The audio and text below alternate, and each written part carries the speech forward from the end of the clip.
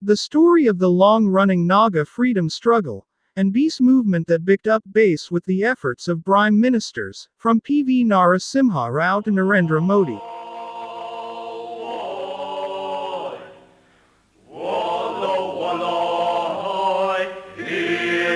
The British annexed Assam in 1826, and in 1881, the Naga Hills also became part of British India.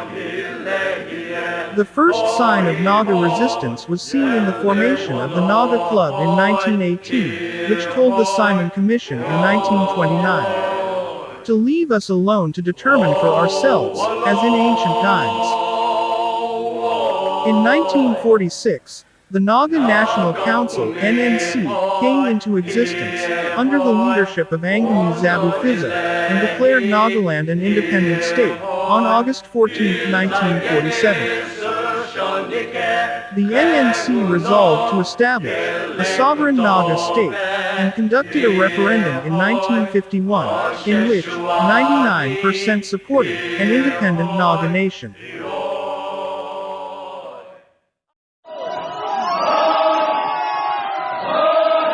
On March 22, 1952, Fizo formed the underground Naga Federal Government (NFG) and the Naga Federal Army (NFA).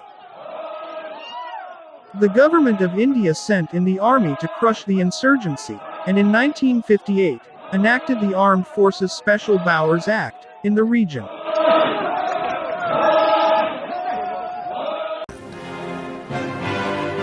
On June 29, 1947, Assam Governor Sir Akbar Hydari signed a 9-point agreement with Modi Rates D. Sakri and Aliba Imdi, which was immediately rejected by Fizo.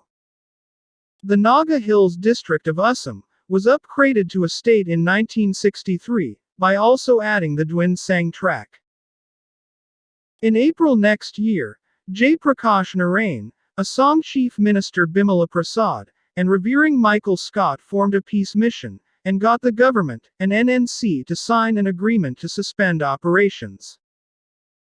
But the NNC, NFG, and NFA continued to indulge in violence, and after 6 rounds of talks, the peace mission was abandoned in 1967, and a massive counter-insurgency operation was launched.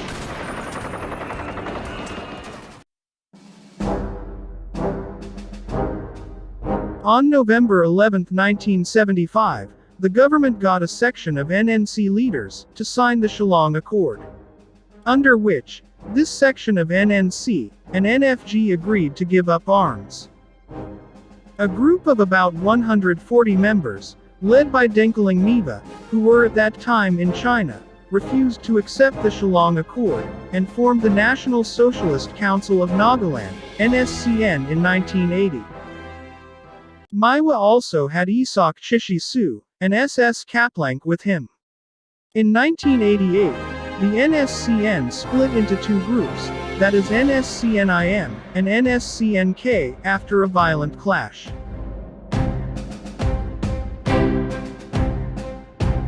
After Fizo died, in London in 1991, the NSCNIM came to be seen as the mother of all insurgencies in the region. We don't have Greater Nagaland, nor do we have smaller Nagaland. We have just the land that belongs to us. Nothing more than that, nothing less than that. Because our land was compact, and still it is compact. It has been divided by the external forces against the wishes, against the aspiration of the Naga people. So there is nothing wrong on the part of the Nagas to live together as brothers and sisters, because we have been a family. And so there is no Greater Nagaland. There is no smaller Nagaland. But the problem is that India wanted to keep the Nagas divided. This is the issue. A Greater Nagaland comprising all contiguous Naga inhabited areas, along with Nagaland. This include several districts of Assam, Arunachal, and Manipur, as also a large tract of Myanmar. The map of Greater Nagaland has about 120,000 square kilometers, while the state of Nagaland consists of 16,527 square kilometers. The claims have always kept Assam, Manipur, and Arunachal Pradesh wary of a peace settlement that might affect their territories. The Nagaland Assembly has endorsed the Greater Nagaland demand integration of all Naga inhabited contiguous areas under one administrative umbrella, as many as 5 times. In December 1964, August 1970, September 1994, December 2003, and recently on July 27, 2015.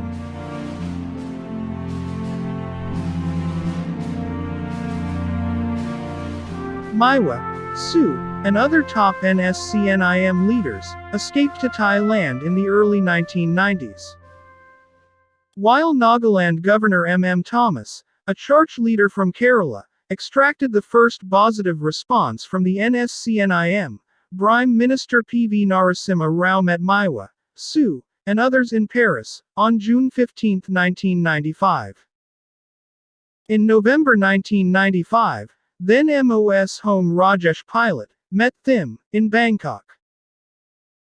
Subsequently, Prime Minister H.D. Devi Gowda met them in Zurich on February 3, 1997, which was followed by meetings with officers in Geneva and Bangkok.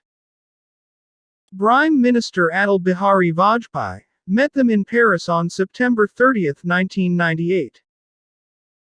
The Government of India signed a ceasefire agreement with NSCNIM on July 25, 1997, which came into effect on August 1, 1997. Over 80 rounds of talks between the two sides were held subsequently.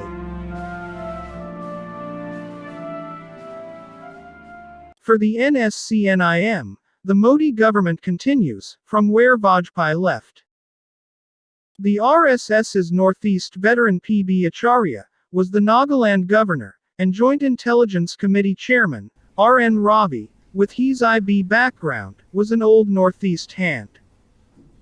The state's political scenario has changed, with TR Zilliang Naga People's Front, NDA ally, persuading all groups in the assembly, including the Congress, to become partners in an all-party government.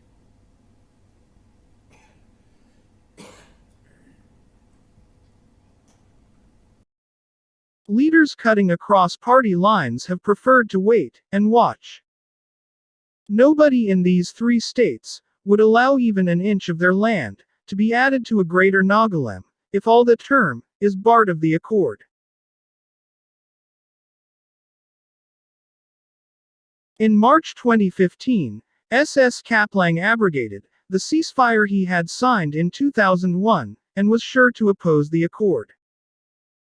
Security forces have been already alerted across Nagaland, Assam, Manipur, and Arunachal Pradesh.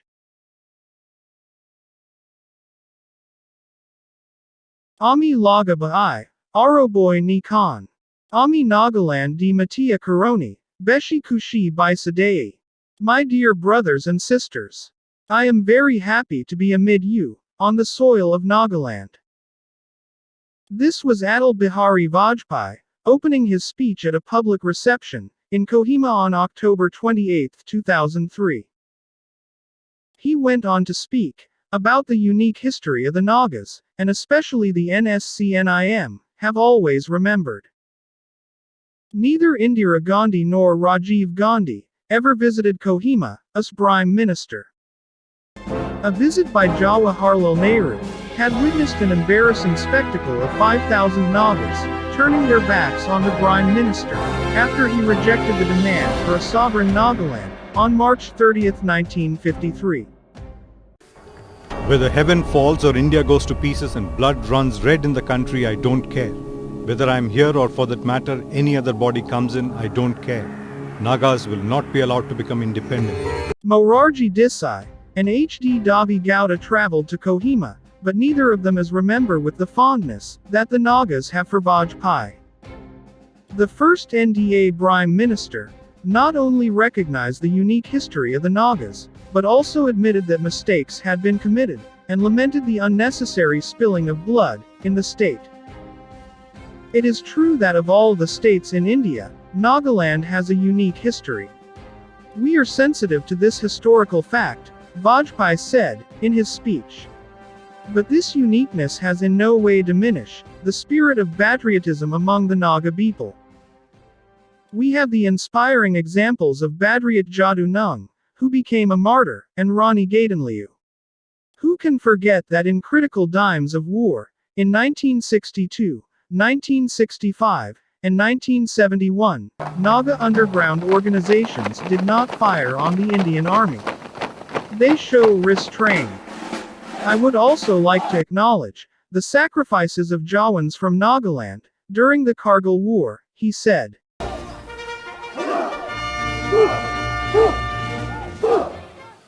The 9-point Accord, or Akbar Hydari Agreement, was signed between the governor of Assam, Akbar Hydari, and the representatives of the Naga National Council at Kohima, after 3 days of deliberation, that is 26, 27 and the 28th of June 1947. The following tribes were represented at discussions: Western Angamis, Eastern Angamis, Kukis, Kajanagas, Rengmas, Semas, Lothas, Ayos, Songtams, and Chungs.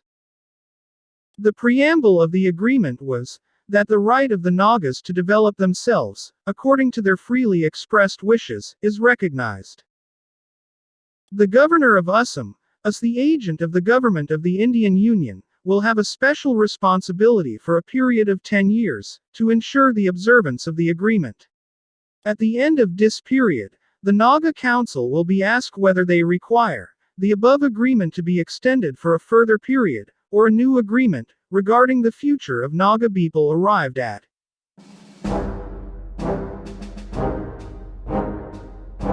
The 16-point agreement was signed between the Naga People's Convention and the Government of India in 1960. The state of Nagaland was formed in 1963, following the signing of the agreement under the charge of the Ministry of External Affairs.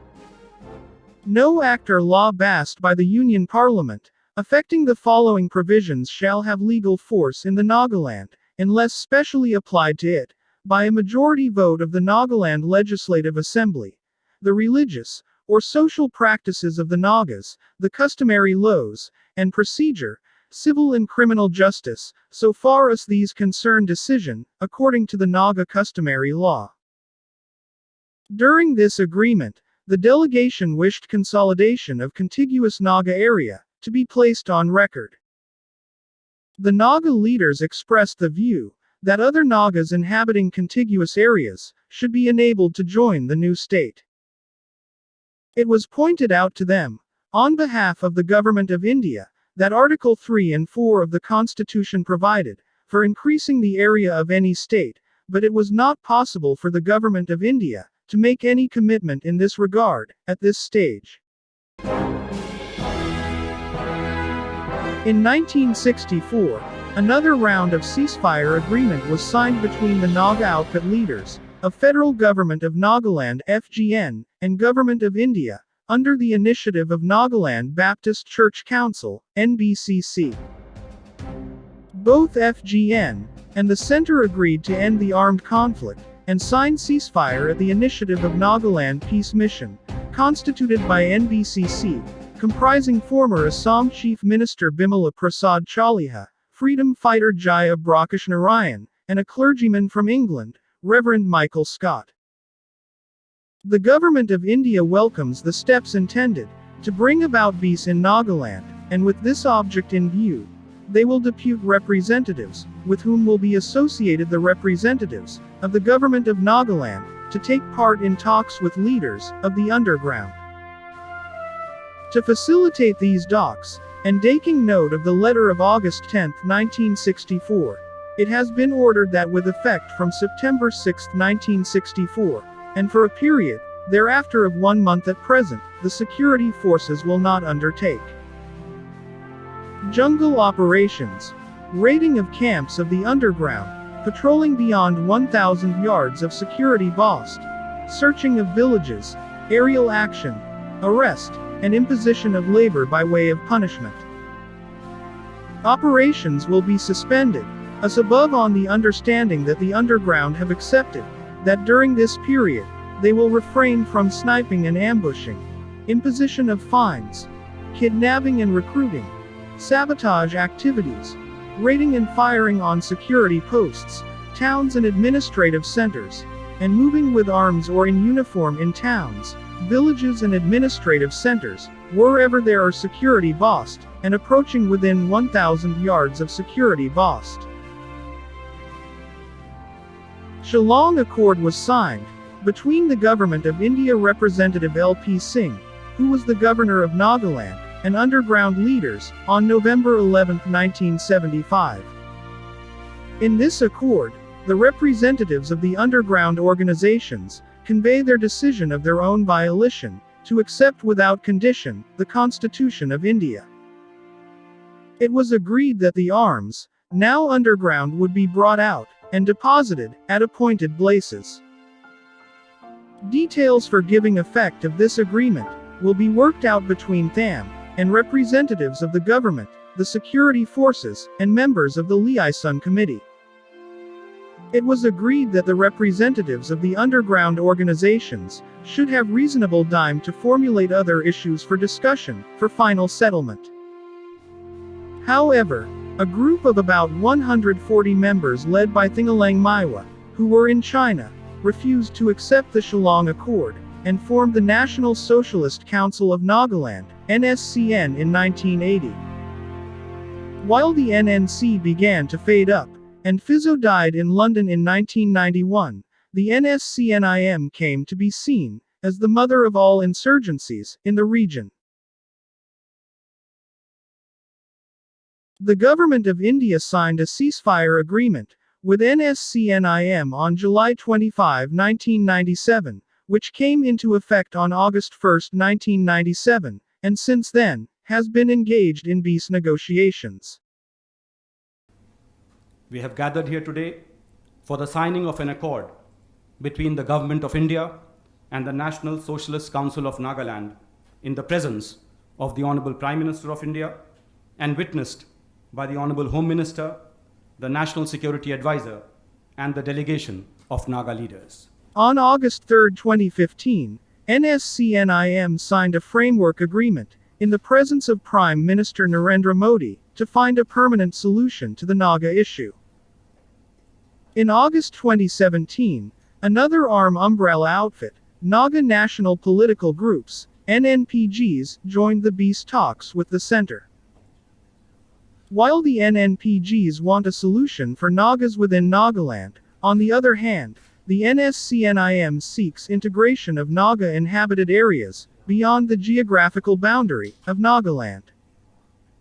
The framework agreement came after over 80 rounds of negotiations, spanning 18 years, with the first breakthrough made in 1997, when the ceasefire agreement was sealed. The ceasefire agreement had come after decades of insurgency in Nagaland, which started soon after India's independence in 1947. However, the talk with the NSCNIM is currently going nowhere, as the group has been insisting for a separate Naga flag and constitution. The demand has been rejected by the central government.